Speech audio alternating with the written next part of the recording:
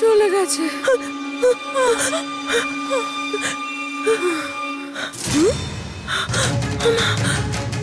বাবা, এই তুই এখানে কি করছিস? তোকে বলেছিলাম না অনিরুদ্ধ আসবে, তুই এখানে আসবি না। বেরো।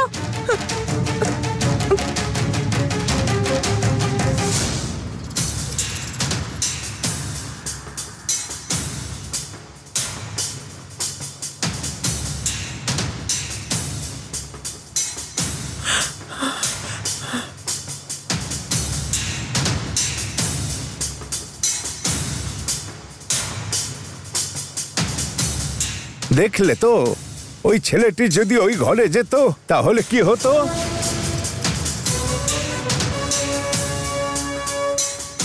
সরি ভাই, তোমাকে ভুল বুঝেছিলাম, রাগের মাথায় ভুল করেছি। যখন তুমি ওকে ঘরে যেতে বাধা দিয়েছিলে আমি তোমাকে অনেক বাজে কথা বলেছিলাম। আমি ভুল করেছিলাম। তুমি যা করেছো তার জন্যে তোমাকে ধন্যবাদ।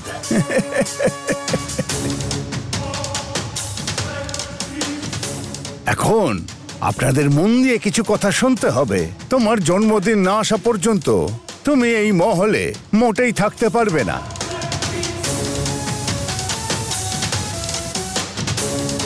তোমাকে বাইরে থাকতে হবে জন্মদিন না আসা পর্যন্ত। তোমাকে মহলের বাইরে থাকতে হবে। বাইরে থাকবে? উনি বাইরে কেন থাকবেন?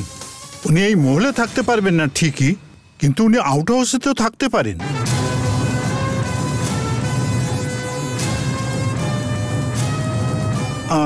আমরা না হয় এই মহলের কোনো কোনায় গিয়ে পড়ে থাকবো। এত বড় মহলে আমাদের মতন থাকার একটা কোনো আউট হাউস নেই। আউট হাউসে থাকবে কেন? 5 স্টার হোটেলে রুম বুক করলেই তো হয়। না না, সেটা হয় না। উনি এই কথাটাই বলতে চাইছেন যে ওর জীবনের ঝুঁকি আছে, ওর আউট হাউসে থাকাটাই সবচেয়ে সেফ। এসবের জন্য অনিরুদ্ধ চাকরের ঘরে থাকবে? ম্যাডাম, আমি জানি আপনি কি ভাবছেন। আমাকে মাত্র 2 ঘন্টা সময় দিন, আমি সব পরিষ্কার করে সব ব্যবস্থা করছি ওনার থাকার জন্যে। এ ব্যাপারে তোমার কি মত? ঠিক আছে বাবা, আমি আউট হাউসেই থেকে যাব।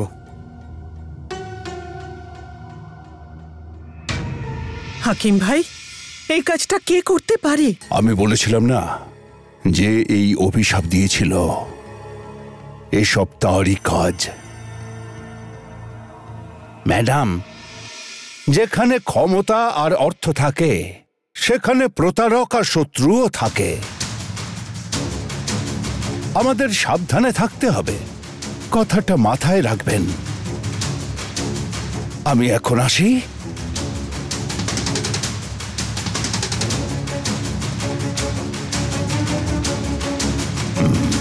বিসমিল্লাহির রহমানির রহিম।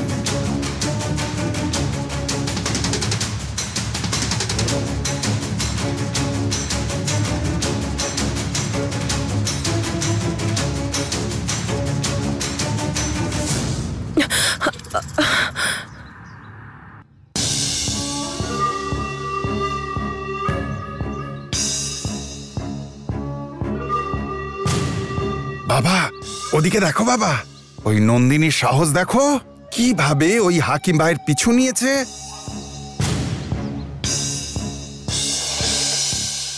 আমার মনে হচ্ছে হাকিম ভাইকে নন্দিনী কোনো প্রুফ দিয়েছে। আমরা কি কি করেছি ও কি তা জানে বাবা? ও নিজেই জানে না যে ও কি করেছে।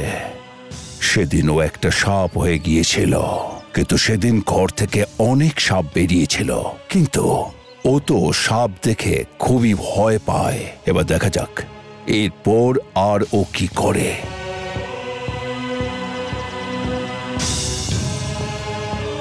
একটু দাঁড়ান না, একটু দাঁড়ান না প্লিজ।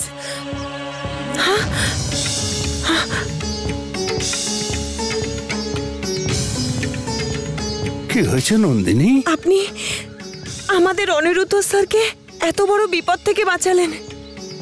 আপনার কাছে সারা জীবন কৃতজ্ঞ থাকবো। ওই মহলে সব মানুষের শুভকামনার জন্য তুমি কিছু করতে পারো। তুমি যাও, ভালো থেকো। আচ্ছা, একটা প্রশ্ন করতে পারি? হ্যাঁ, করো। আপনি ওখানে থাকতে অত সাপ ওই ঘর থেকে বেরোলো কি করে? আমি ওখানে ছিলাম বলেই ওগুলো বেরিয়েছিল। ওই ঘরটা অনিরুদ্ধর পক্ষে বিপজ্জনক ছিল। আমি তো ওই বিপদটাকে আটকেছি। আমি যাওয়ার আগেই অবস্থা কিছু বদলেছিল। আমার কথাগুলো আর আমাকে বিশ্বাস না করার জন্য ওই সাপগুলো আমাকে ওখানে নিয়ে যেতে হয়েছিল। ওই সাপগুলো দেখে সবার মনে বিশ্বাস জন্মালো। এখন তো সবাই অনিরুদ্ধের বিপদের কথা মন থেকে বিশ্বাস করছে। আমি তো একটা ছোট্ট খেলা খেলেছি। এখন তো আমার মনটাও কিন্তু মোটেও ভালো নেই। অনিরুদ্ধের মাথা থেকে বিপদের ছায়া এখনো কাটেনি।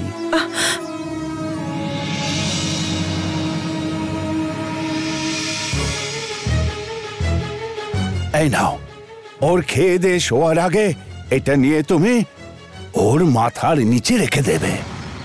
এটা একটা কবচের মতো ওকে সমস্ত বিপদ থেকে সর্বদা রক্ষা করবে। তুমি ছাড়া কিন্তু ওই মহলে ওকে বাঁচাতে আর কেউই সক্ষম হবে না। আমি তো ও বাড়িতে শুধুমাত্র কাজ করি, আমি কি করে কাউকে বাঁচাতে পারি বুঝলাম না।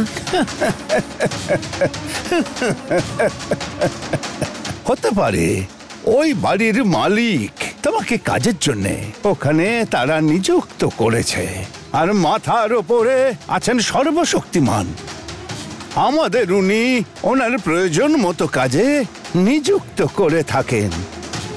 যাও আর ওকে রক্ষা করো। নাও, সাবধানে থেকো।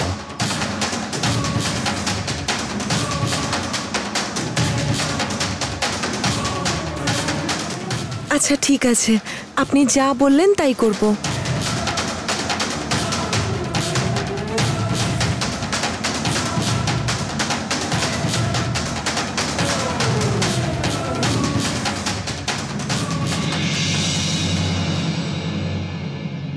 মামা, এটাই হলো নন্দিনীর বাড়ি। তুমি এখানে একদম চুপ করে থাকবে। যদি আমাকে সাপেও কামড়ায় তাও শব্দ করবে না, বুঝলে তো? ঠিক আছে ভাগনা, এখানে যদি অ্যানাকন্ডা আসে তাহলেও কিছু বলবো না। হ্যাঁ, গুড মামা।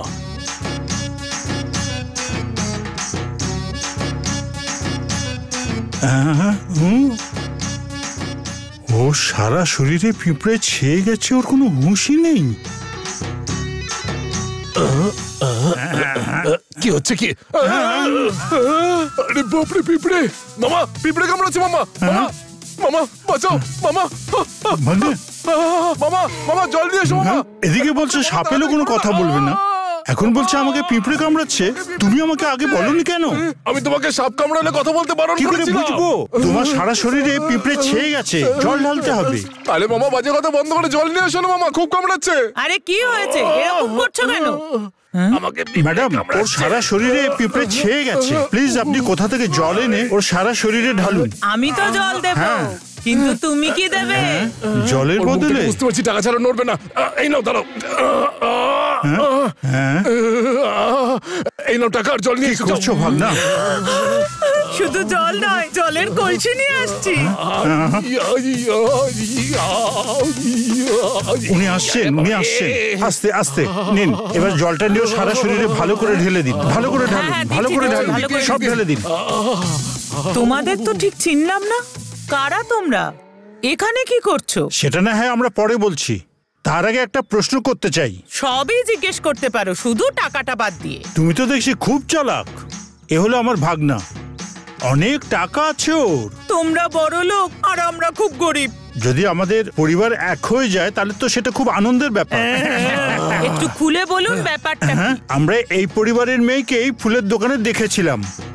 আসলে এ ওই মেয়েটাকেই বিয়ে করতে চায়, সেই জন্যই এখানে এসেছি। যাকে দেখেছো সে আমার মেয়ে।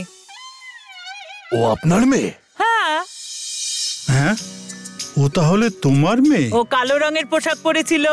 হ্যাঁ, ওই মেয়েটাই। কিন্তু আপনাকে দেখো তো এই বাড়ির মালকিন মনে হচ্ছে না। এই, তোমার ওই মেয়েটাকে চাই নাকি ওই মহলের মালকিনকে চাই তোমার? আমার ভাগনার শুধু ওই মেয়েটাকেই চাই, অন্য মেয়ে চাই না। ওফো, ও তো আমারই মেয়ে নন্দিনী। মা, বলো জামাই। জামাই বললো? হ্যাঁ, এই নিন, এতে আমার ফোন নাম্বার আছে। আপনার যা দরকার হবে আপনি যখন খুশি আমায় কন্ট্যাক্ট করতে পারেন। ঠিক আছে ঠিক আছে, এবারে এখান থেকে চলে যাও, না হলে সন্দেহ করবে। চলে যাবো? আরে চিন্তা করো না, খুব তাড়াতাড়ি বিয়ে দিয়ে দেবো, ঠিক আছে? এ ভাগনা, আসলে তোমার ওই পরি হলো একটা কাজের মাসির মেয়ে। চুপ করো মামা। ও বাড়ির কাজের মাসির মেয়ে তো কি হয়েছে মামা? বিয়ের পর তো ওর পরিচয় আমার স্ত্রী হবে।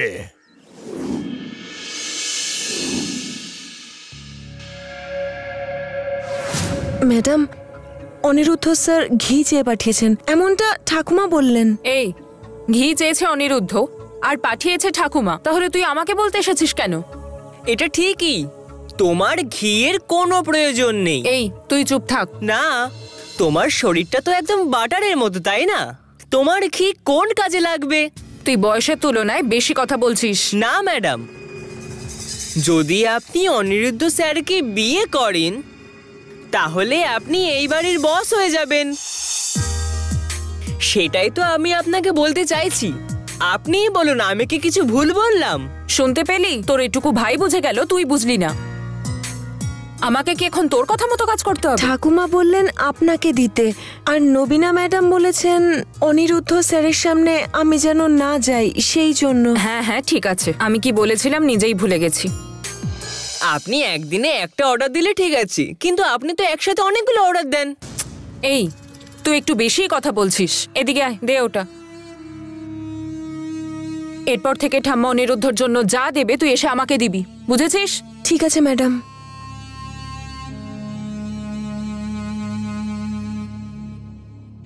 তুই কিছু বুঝলি ও কি বলল? ও বলছে সবকিছু ওকে দিতে, নবীনা যেন কিছু জানতে না পারে। অনিরুদ্ধ স্যারের জন্য কম্পিটিশন বেড়ে যাচ্ছে, ওনার যে কি বিপদ আসছে কে জানে। এই, খুব যা বড়দের মতো কথা বলছিস, চল।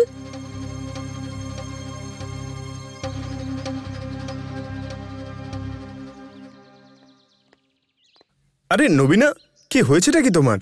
তুমি তো বেশি বকবক করছো কেন? তখন থেকে একটার পর একটা প্রশ্ন করছো। আমি এইভাবেই কথা বলতে থাকবো, তুমি যতক্ষণ না আমার কথার উত্তর দিচ্ছ। কি বলতে হবে? যা জিজ্ঞেস করার করো। আচ্ছা, আমায় এটা বলো, তুমি রোজ কটায় ঘুমোতে যাও? বাবা, আরে আমি কটার সময় শুতে যাব, কখন স্বপ্ন দেখবো, কটার সময় উঠবো, এসব জেনে তোমার লাভটা কি হবে বলো তো? তুমি একটু বেশি প্রশ্ন করছো না? এইভাবে কেন কথা বলছো? আমেরিকাতে গিয়ে না তোমার অভ্যেসগুলো সব বদলে গেছে জানো। ওখানে তো রাতেই সবকিছু হয়, পাবে যাওয়া, পার্টি করা, এই সবকিছুই হয় ওখানে। সেই জন্যেই আমি তোমায় জিজ্ঞেস করছিলাম তুমিও রাতে। দেখো, সাধারণত আমি পার্টি, পাবে যাওয়া, আউটিং এসব খুব একটা করি না। হ্যাঁ, মাঝে মধ্যে বন্ধুদের সঙ্গে উইকেন্ড পার্টি করি, তবে রাতে সময় মতো ঘুমোতেও যাই আর সময় মতো উঠেও পড়ি। আমেরিকাতে থাকা সত্ত্বেও তুমি এত ভালো কি করে হলে? আচ্ছা, তুমি রোজ ইভিনিং এ কি করো বলো তো? ভিডিও গেম খেলে কাটাই, বা কখনো ভালো কোনো বই পড়ি, আরো অনেক কিছু আছে। কখনো আবার মিউজিক শুনি, আর তা না হলে মুভি দেখে কাটিয়ে দিই। তুই পাগল নাকি? আমাদের এখানে তো স্কুলে পড়া ছোট বাচ্চারাও ডেটিং এ যাওয়ার ছবি ফেসবুকে পোস্ট করে, আর তুমি আমেরিকায় থেকে বই পড়ো আর ভিডিও গেম খেলো। তুমি একটা ঢ্যাঁড়স, অনি। ঢ্যাঁড়স? ইউ মিন ফ্রুটস, যেমন অ্যাপেল, গোয়াভা, এইসব ফলের কথা বলছো?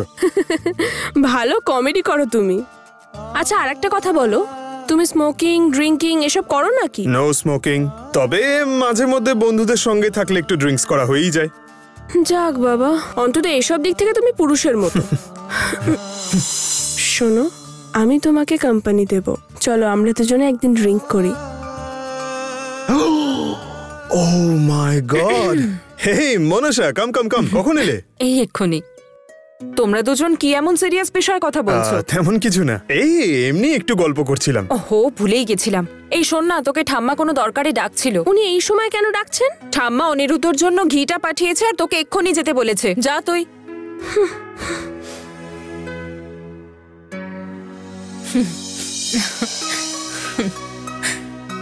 এই না, ঠাম্মা পাঠিয়েছে। ও এই উঠলে কেন? এতক্ষণ তো ওর পাশের দিব্যি বসেছিলে এখানে, আর যেই আমি বসলাম অমনি উঠে গেলে। আরে না না, এমন কোনো ব্যাপার না, আসলে জায়গাটা একটু ছোট তো তাই একটু বসতে অসুবিধা হচ্ছিল। কিন্তু আমরা দুজন যদি পাশাপাশি বসি? সত্যি করে বলো তো, তুমি ওকে মিথ্যে বললে তাই না? না না, আমি কি মিথ্যে বললাম? নবীনাকে দিদা ডেকে পাঠায়নি, তুমি মিথ্যে বলেছো। ক্রিমিনাল একটা। তুমি কি করে বুঝলে? এটা বোঝার জন্য কোনো সিবিআই কে ডাকতে হয় নাকি?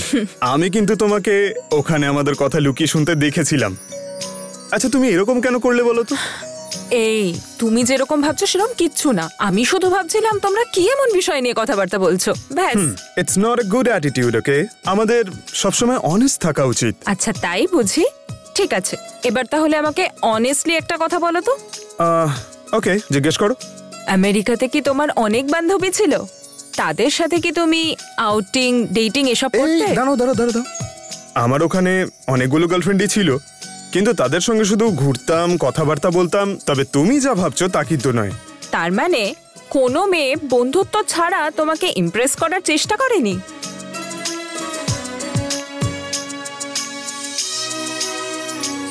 আমার মনের মধ্যে পরীর মতো একটা মেয়ে আছে, ওই আমাকে ইমপ্রেস করেছে। তাছাড়া বাইরের কোনো মেয়ে এখনো ইমপ্রেস করেনি। কে সেই মেয়ে? আমি বলেছিলাম না, লিফটে একটা মেয়ে আমাকে বাঁচিয়েছিল।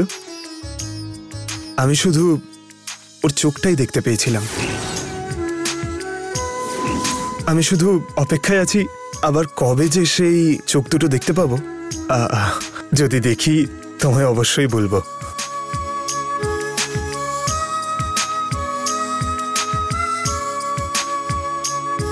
আমার দিকে তাকাও, আমার চোখে দেখো। আমি দেখতে পাচ্ছি। কি দেখতে পাচ্ছ? মনসা, তুমি আইল্যাশেস কেটেছো, লাইনার লাগিয়েছো, মাস্কারা ইউজ করেছো, শুধু এটুকুই দেখা যাচ্ছে। ধুর, এই এটাও বলতে পারতে যে আইশ্যাডো লাগিয়েছি। আচ্ছা, আমার চোখ কি সেই মেয়েটার মতো নয় যাকে তুমি দেখতে পেয়েছিলে? আরে না না, ওই চোখ দুটো একেবারে আলাদা, যেন দুটো ছোট মাছ জলে সাঁতার কাটছে। তোমার চোখ দুটো ঠিক ওরকম ও, নয়। এই ব্যাপার। ঠিক আছে, আমার বোনকে তো দেখেছো, ওর চোখের মতো কি? ওর চোখের মতো না। যা বাবা, তাহলে ঠিক আছে। আচ্ছা, আমি কি সুন্দরী নই নাকি? তুমি খুব সুন্দরী, একেবারে কোনো রাজকুমারীর মতো। তাহলে তো তুমি আমার সাথে ডুয়েট করতেই পারো। ওয়েট, দেখো তোমার মন যেটা চাইবে সেটাই করা উচিত। এভাবে জোর করে কি কিছু হয় বলো তো? আচ্ছা শোনো না, আমাকে একটা কাজে যেতে হবে। শয়তান, তুমি কি আমাকে অ্যাভয়েড করছো? আমাকে এখান থেকে চলে যেতে বললে তুমি? Wow, what a sharp girl, কত সহজে বুঝে গেলে। তাহলে পরে দেখা হচ্ছে। বেশ, দেখা হবে। হ্যাঁ।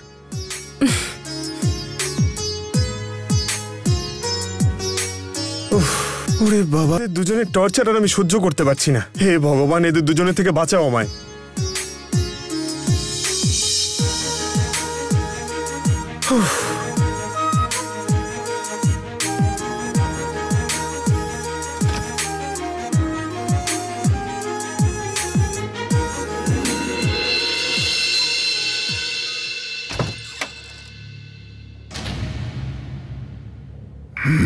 বাবা শোনো না, তুমি এই ঘরের বিষাক্ত হাওয়া জানলা দিয়ে আমি বাইরে বার করে দিয়েছি। এই ঘরে আর বিষাক্ত হাওয়া নেই, সব চলে গেছে। আর কি জানো, অনিরুদ্ধকে ওই হাকিম ভাই তো অদ্ভুতভাবে বাঁচিয়ে দিল, তাই ওই বিষটা অনিরুদ্ধর কোনো ক্ষতিই করতে পারলো না। ওদিকে কি দেখছো বাবা? এই কর্ণ, আমি অনিরুদ্ধকে মারতে বিষাক্ত হওয়ার ব্যবস্থা করেছিলাম, চেষ্টাও করেছিলাম, কিন্তু ওখানে সাপ নিয়ে এলো কে? কিন্তু সেগুলোও দেখলাম আবার অদৃশ্য হয়ে গেল। বাবা, ওই সাপগুলোকে যে পাঠিয়েছিল না, তার যদি নির্দিষ্ট কোনো লক্ষ্য থাকতো তাহলে আজ আর কেউ বেঁচে থাকতো না, সবাই সাপের কামড়ে মরেই যেত। ওটা হাকিম ভাইয়ের কোনো জাদু ছিল। বাবা, ম্যাজিক শো তো ওই হাকিম ভাই করে গেছে। কি বলছো কি তুমি? বাবা, তুমি ওই হাকিম ভাইকে তার শক্তি প্রমাণ করতে বললে, আর যদি রুমে কিছু না থাকতো তাহলে সবার কাছে ওই হাকিম ভাই মিথ্যাবাদী প্রমাণিত হতো। আর সেই জন্যেই ওই ঘরে সাপ ছেড়ে দিয়ে ব্যাপারটাকে বিশ্বাসযোগ্য করলো। সামান্য জাদুবিদ্যা শেখার মতো বুদ্ধি যার নেই, সে লজিক বুঝবে এমন আশা আমি করি না। তুমি আজ পর্যন্ত কোনো ব্যাপারে আমার একটু প্রশংসা করনি। ঠিক আছে, ভাই তার ক্ষমতা দেখিয়ে দিয়েছে, আমার ক্ষমতা এবার দেখাবো। ঠিক বলেছো বাবা, কালকে আমরা ওর বাড়িতে গিয়ে হাজারখানা বেঞ্চি ছেড়ে দিয়ে আসবো। একটা আমাদের এবার অন্য কোনো উপায় নতুন করে খুঁজতে হবে। অনিরুদ্ধ হয়তো প্রথমবার আমাদের হাত থেকে বেঁচে গেছে, কিন্তু সেটা কতদিন? অনিরুদ্ধকে এবার আউট হাউসেই মারতে হবে, তাহলে আর কারোর মনে কোনো সন্দেহ হবে না। এই তো আমি যেটা ভাবছি তুমি সেটাই বলছো বাবা, তার মানে তোমার ভাবনা চিন্তা আমারই মতো।